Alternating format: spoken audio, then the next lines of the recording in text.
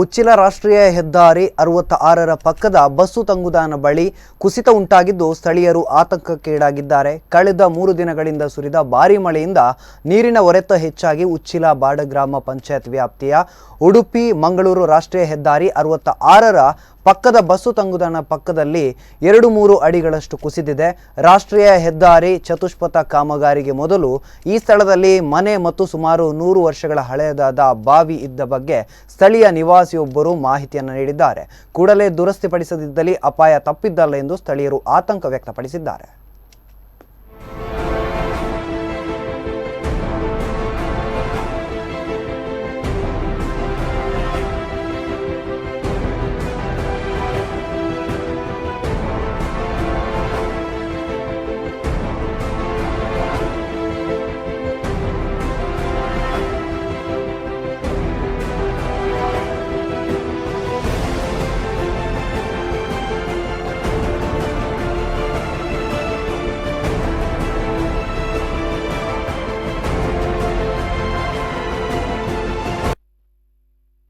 ನಮ್ಮ ಇದು ಹಿರಿಯರ ಕಾಲದ ಬಾವಿ, ಕಡಿಮೆ ಅಂದರೆ 100 ವರ್ಷದ ಮೊದಲೇನದ್ದು.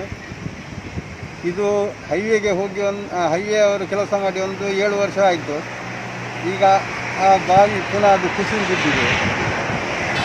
ನಮ್ಮ ಮನೆಯ ಎದುರು ಬದಿ ಇರುವಂಥ ಬಾವಿ